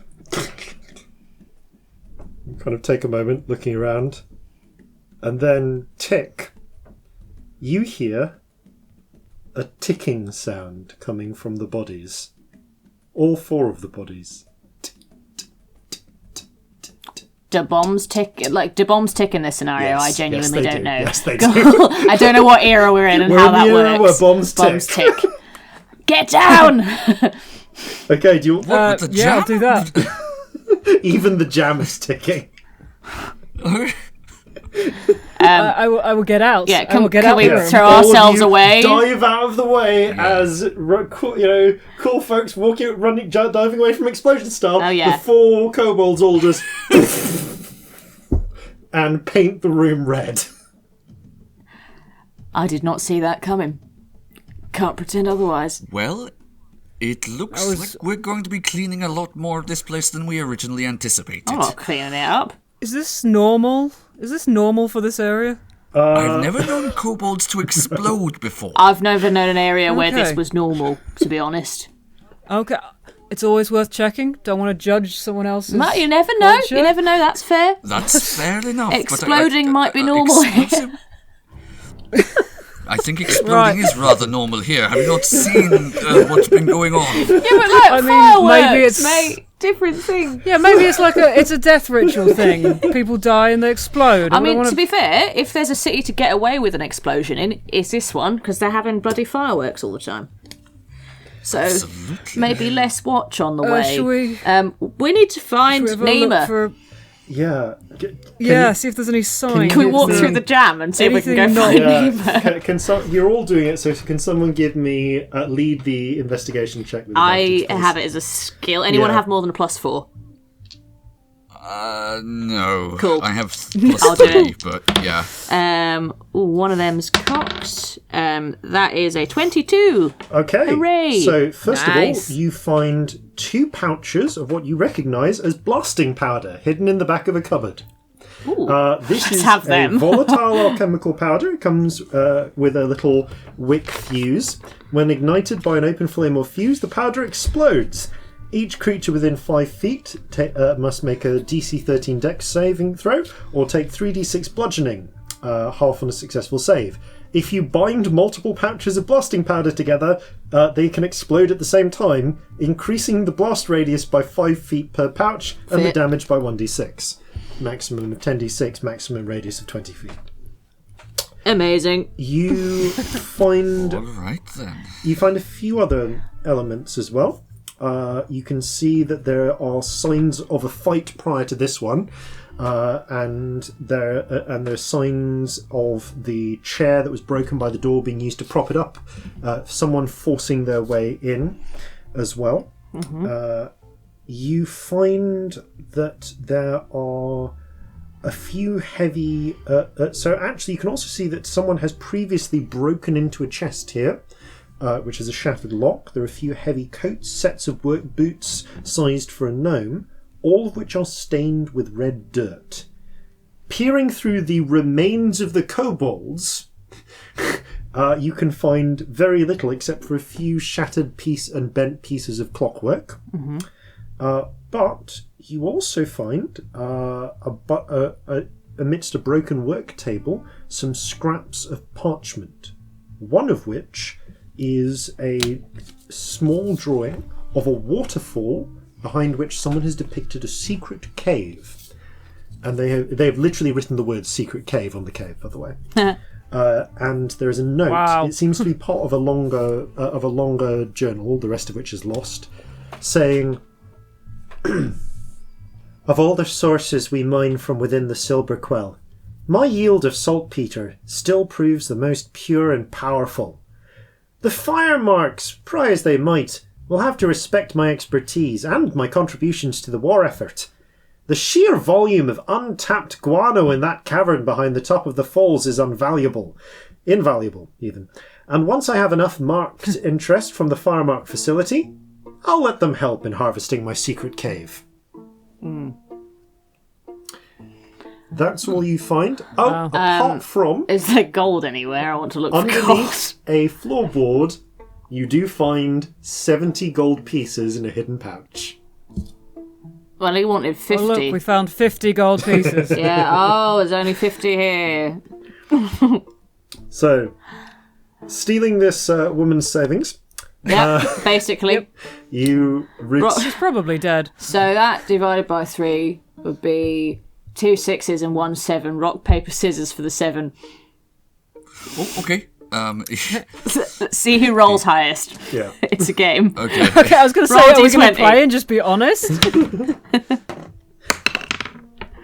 17. 7 from me, you get it. Okay. So you get the extra gold piece. You head back to the Soot Swallow, where Udolf gestures you into the cellar, actually. It's definitely 2 7s and a 6. Did you just pocket one of the gold without telling us? No, I just can't do maths. I just can't do maths. I feel like that happens. I'm actually going to stand by that. Yeah. And just you get rock paper scissors wrong. You actually win and think you lose, and so Idris gets the extra. Yeah, that's what happens. Piece. So I end up with 8. Yeah. Yes. He does occasionally bite one to make sure it's real gold. Yeah. So, no, you get 6, we get 7. Yeah. So you head back to the Soot Swallow, and you follow Udolf down into a little hidden basement bit behind the cellar. Right, so got my money? Yeah, here you go. Fantastic. All right, so I did a little bit of snooping around the crime scene, and I have half-edged a bit of evidence to help you out. So first things first, we have this little bad boy, and he gestures to the corpse of a kobold. A chunk silver of one, perchance? silver scaled. A chunk of masonry has gone through its chest as part of an explosion and broken some sort of complex clockwork apparatus, which you realise is filled with blasting powder. Yeah, that would explain a certain thing or two. Really would, wouldn't it? Right. Well, got this not far from the cell. Also found a little note smuggled into the cell itself. It's a quite tattered, burnt note. You can just make out the words, "Worry not, I am an ally of your something, no questions. Take this ring and follow something something. My humble domain," and the rest of it is destroyed, apart from 2 words at the end, "stand back." Wow. So, you're looking at this kobold. You also notice, though, that the corpse has red mud all over its feet as well. Huh. Now, that's uncharacteristic of the area. very much. You only get that sort of red mud up high in the Silver Quell, near the source of the waterfall. Yeah, how'd you know? There we go. Right. Yeah. I'm psychic. Cool. That's useful. I like how neither of us Well, said at the very anything. least, well informed. Well, Nah, psychic. Look, I hope it's not an insensitive question to ask, but are people in the habit of packing themselves actually full of blasting powder here? oh, no. Well, there was that one chap. Fellow got kicked out about a year ago. Stolmast. Yeah, he was a crazy nutter. Had a habit of cribbing at people's designs. He was trying to do automatons like that one Tinkertop did for the prison. Didn't work out, but he would stuff them up with blasting powder as well. At least until they kicked him out, because few springs short of a watch, as it were. As a Never fail-safe did that. against tampering, I could imagine it would be pretty second to none. Yeah, as I recall, his resignation speech was, I'll show you all. This is not the last you've heard of one me. of those. And then they got him out of the building. I like it. Short Yeah. to the point. It's good. Yeah. Yeah, gets a message across. Yeah. Right. Character laugh. That's I guess that's about everything from my end. Best of luck with finding whatever happened to your escaped jailbird and getting her off to the escape you planned. Yeah, we've got a other escaper. Yeah. All right. Something like that, yes. Well, toodle pip. I'm going to take my money and spend it on some fuse. Have fun. You head on out of the Soot Swallow. So, do you feel you have enough of enough clues to proceed? I mean, waterfall and secret cave. I think that's where we're going, isn't it? Really. Right. Yeah. It takes Yeah. you. Yeah, no, those say it kobolds were like big that, on visual I know. aids, so Yeah. let's try and do It that. takes you the better part of a day, as you have to journey out, and it's especially difficult getting Can we fit a getting short rest Gwyneth in up. somewhere so You that I can managed to use get a arcane long rest. recovery? You managed to get a long rest. How exciting! That's very A good. long rest. Yes, Oh, as you- 'cause luxurious. knowing where you're broadly you're going, and it is actually quite an effort to get up there. You are actually forced to take a rest before eventually reaching the top of the waterfall and finding a narrow ledge which leads in, and you can just see leads behind the waterfall.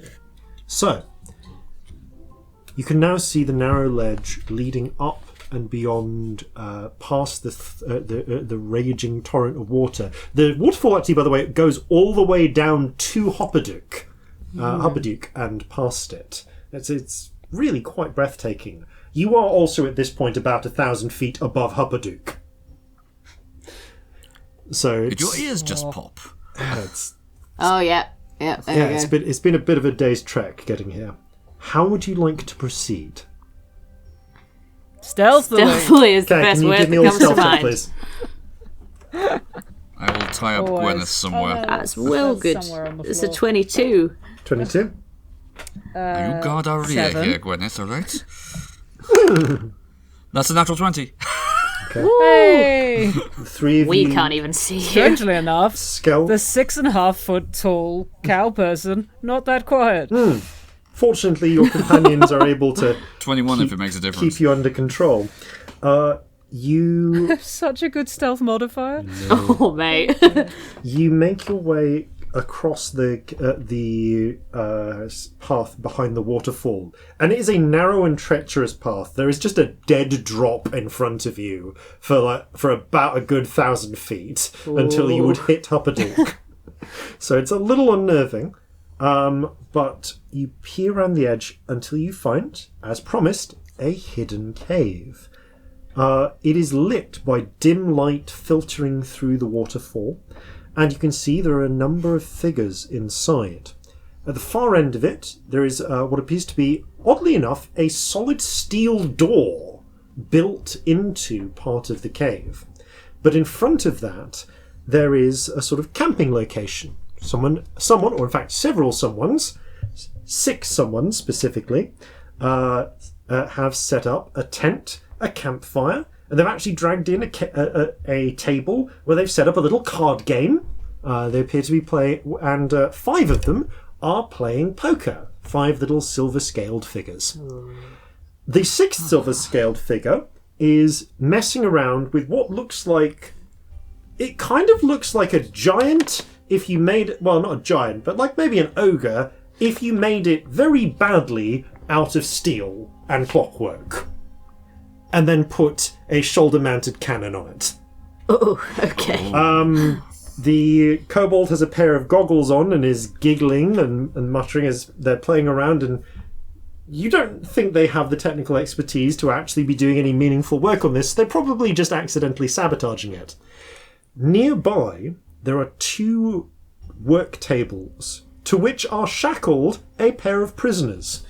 A young gnomish woman working with machinery with a pair of goggles on herself, and a very irate-looking Sken. The Goliath that you originally came to rescue seems to have found herself re-imprisoned. She's still got the breastplate on, but they have taken her weapons and her fog-cloudy ring and put it over on the poker table where the kobolds are busy losing it to each other. Right. I'm going to cast Mage Armor. Yes. Mage Armor is what I'm going to do. No one has seen you yet. Oh yes, I will do that as well. Oh, it's so nice when you have 2 people with Mage Armor, because when one of you does it, the other one remembers it. It's lovely. Yes. No, I forgot that we'd had a long rest, and yes, I would definitely need to do that, because I'm not insane. Okay, so...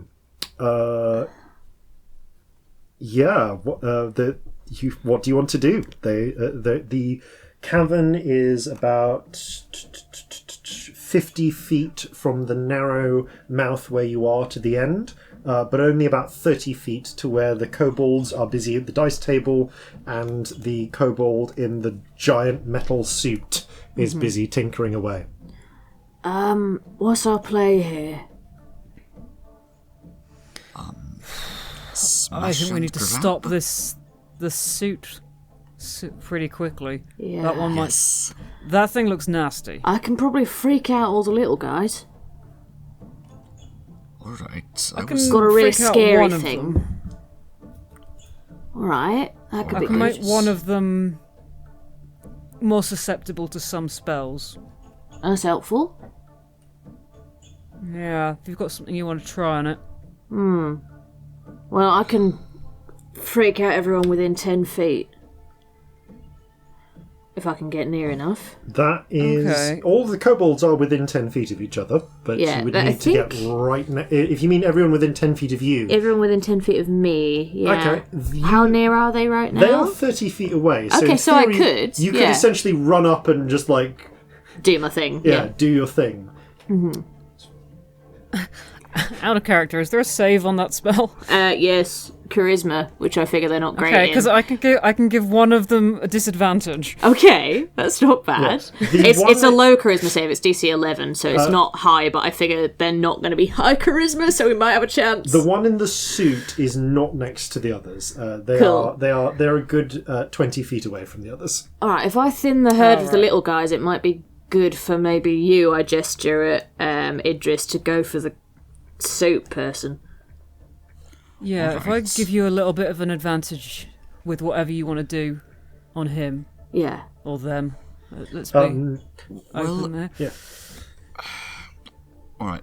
Just from what I can see, are there a bunch of just loose tools or objects around this giant thing? Okay. Around the giant thing, there are the tools that are on the machinist table, not far away. I'll say like about 10 feet away. And there are the tools that the kobold themselves are using to probably undo all of this hard work. Right. Okay. You really don't Yeah, think I they will have any idea what they're doing. Well, if it's just the one kobold I need to take out, I have an idea.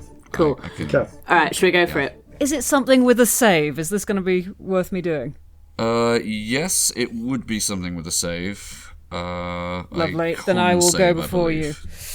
Lovely. Right. All right. Right. Ready? Let's do this. All right. 3, 2, Right. 1. I'm gonna Okay. literally. You get a surprise round. Yeah, I'm gonna walk up to them.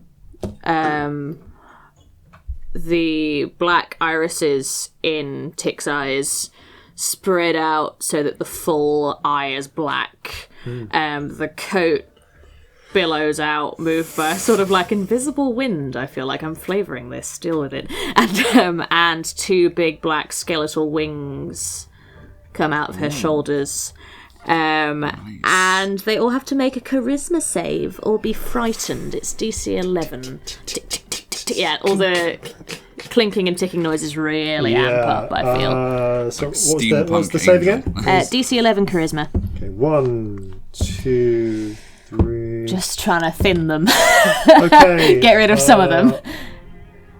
3 of them fail their save. Okay, 3 of 6. That's not too and bad. they are frightened? Yeah, frightened. So they have to they immediately run go. away.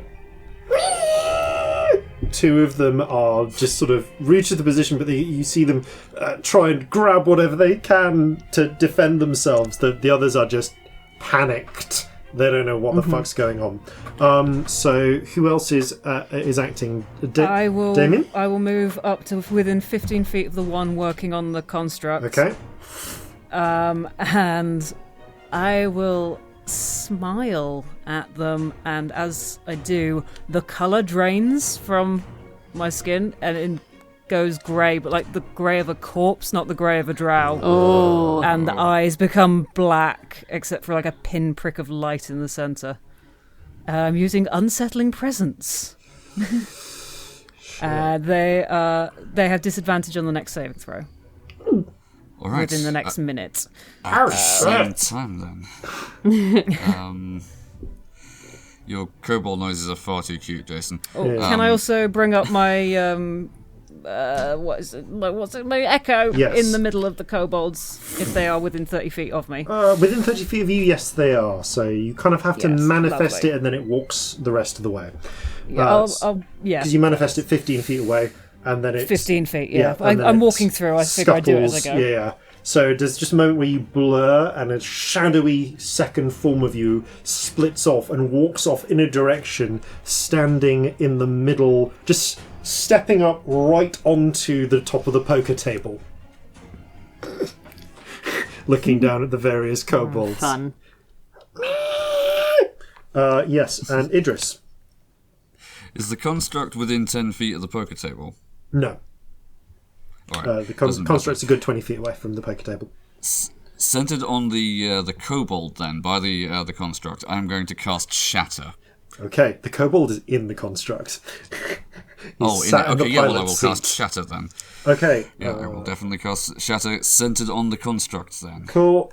Could you remind me what Shatter does, please? Off the top of my head. Yes, each creature within a 10-foot radius sphere centered on the point must make a Constitution saving throw, or take... With disadvantage. Yes, 3d8 thunder damage. Okay. A creature made of inorganic metal, such as stone... inorganic material, rather, such as stone, crystal, or metal, has disadvantage. Disadvantage, which it already had anyway. Cool, fine. It makes a 10, so roll damage. Okay, that is 11 thunder damage. Okay, there is a sound as one of the arms of this thing just falls off, splintering, cogs pinwheel away. But the other arm and the shoulder-mounted cannon remain intact, and the kobold peeks its head out, having taken cover from the majority of the blast by virtue of hiding in the shell. Fair. You've significantly damaged this thing, but it is still there. And at that point, I'm going to say, everyone roll initiative, please. Mm-hmm. Okay. 11. Okay. 5. That is a 13. Okay, and 13. Okay, so with a 13, Tick, you go first. Wow. Okay. Yeah, the kobolds rolled Dear terribly. God, I've not rolled that well, but I've gone first a lot today, gang. So there are 3 terrified kobolds and 2 not terrified kobolds within 10 feet of you. is the suit one within 60 feet? Yes. Okay. Continuing on the necrotic vein, I'm going to turn round. The ghostly skeletal wings are still out. The eyes are still black. I take an hourglass out of my coat, a really small one. I turn it over. The sand goes black. And I kind of like flick my wrist. It looks like black sand comes out of it. I'm going to cast Ray of Sickness on the kobold in the suit.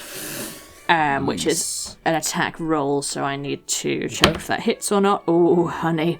That would not hit, but I'm going to use my reaction and again turn a clock backwards. So it goes towards it, it misses. Time turns backwards, and I flick it again. Position. Yep, go for it. And it will hit, which is very exciting that it worked. So, yeah, that's a dirty 20. That's going to hit. Effective word of sickness? It is 2d8 necrotic damage. Okay, roll damage. Plus a bit, because I'm already doing other ASMR stuff, basically. So that is 8 plus another 3, which is 11. So, yeah. 11, okay. That's, with the as it happens, you hear the kobold inside go, "Ah!" and promptly vomit up over the side of the machinery. The vomit gets trapped in the curling cogs and wheels of the machine, which begin to grind and squeak and squeal as parts of it start to go haywire. It's not actually down yet. Apologies, it does not say necrotic, it says sickening greenish energy. It also needs to make a con save or it's poisoned, basically. Shielded by the machine itself. The kobold inside is not poisoned, and the machine cannot be poisoned. Cool. Because the But machine... it does take the damage? Yes, it takes the damage. The machine shields its pilot. Cool. Okay, that I think is your go. Yeah, then. that's me. So, Damien. Can I attack the kobold inside? Is that a thing that can be done? You can try to. I'm going to be blunt. The attack is going to be versus the machine as well, because it's like it has like. As you approach, the kobold slams a button, and a little protective mesh pops over its head. So it's got like it's in like a little cage. Help. Okay, I will swing my sword at it. Okay, go for it. And I will. The echo will do exactly the same because Echo has I've got 3 uses of that a day. Yeah, go for it. So, that's not good though. It's only a 10. 10. Yeah, you strike down, but it clangs off the metallic cage around the little kobold. Throws up again. And the shadow is the echo is going to go at one of the frightened kobolds next to it. Do you get advantage against frightened things? Frightened things have disadvantage to attack you, but not the other way around. Okay. But just for the sake of terror, you totally can. That does hit the kobold. Roll damage. 7. Yep, you slice the kobold's head off. It flings off to the side. Its body topples backwards, and you start to hear the ticking sound coming from its chest. I will action surge. Okay. And do the same thing again. Nice. Okay, both attacks. Swing both my real and not real swords. So against construct, that is a 17. That is enough to hit. Roll damage. Okay, that is a whole 7. And against I'm going to go for the non-frightened kobold. It was a 15 to hit. Yep, hits. Roll damage. The fear effect has ended. It's And the end of another my 6. next turn. Cool. Just to let you know. Thank you. Okay. So it's 6 damage against the kobold. Okay, so that is not quite enough to kill it outright, but it does leave a hearty slash across its chest. The one that goes against the construct batters it, shatters through the protective casing, and manages to slash into the kobold itself, cutting deep into its throat. It puts a hand up desperately and starts wiggling the controls, trying to do something. And there you are. As the controls activate, the shoulder-mounted cannon turns to face you, God. and is going to fire. That is a 16 to hit you. Doesn't hit. Okay, I've got a shield. It misfires, and you see a section of the wall behind the section of the cabin wall splinters apart. Its remaining hand, the remaining hand of the robotic machine, as it teeters forward, tries to smack you, and just clangs off your shield. Ah! This kobold screams in frustration. The other kobolds, I'm just gonna. How are they feeling? Okay, no, they're gonna fight. Slash. One tries to hit your echo, misses. Another tries to hit your echo. Yeah, they were really bad. Managed to get Excellent. a 19. 19 will hit the echo. Okay, the echo explode, shatters out of existence. The other two, realizing what's happening, go instead for Tick. And both miss horribly. Cool. Trying, just like grabbing little spears and stabbing up and looking and then going, Draconic. Yeah, this isn't worth our paycheck. Nah, fuck it. And they're going to try and run. Tick, you can make an attack of opportunity against one of them if you've still got your reaction, which you might I don't. not No, have. it's gone. Okay, yeah. The four of them are just going to bugger off towards the exit to the cave. We'll just sort of watch them go with like an apathetic The one in the expression. machine is like, wait, where are you going? Fuck! Idris. Okay, Idris is going to unsheath his dagger, go up to the construct in as menacing a way as he possibly can, and then at the last moment drop it and exhale a lightning bolt at it. This is using his just brass weapon. save for half damage, isn't it? Yes. Yeah. You don't need to roll Dex anything. I don't need to roll anything. How do you want to do this? Made out of metal. All right. So he's kind of going up to it like, yes, yeah, you want some? You want some? Blah! And it slams into the chest of the thing. It, I would imagine, arcing out across the entirety of its form, frying the kobold in his seat. Oh, and then yeah. the thing would just slowly rock and fall down into bits. The whole thing is electrified. The kobold inside is charred. It rocks. It falls down. And the kobold's self-destruct mechanism activates, blasting out the inside of the machine. You are knocked back. The kobold, seeing that, you run away from the poker table as that kobold also, which was knocked down, explodes. I throw myself away from the explosion dramatically. And yes, it's very dramatic. You are momentarily backlit as it happens. It's like Draconic New Year! Before landing dramatically on the ground. As this happens, you can see that there is a knocked away from it in the wreckage. There is a thick iron key which you pick up. You can see the two captive prisoners, Sken Zabris, the Goliath, and also who you can only presume is Nima, the gnome. Looks up. Oh, are you here to rescue me? No. I mean, not really, but doing the other person. you can come if you want.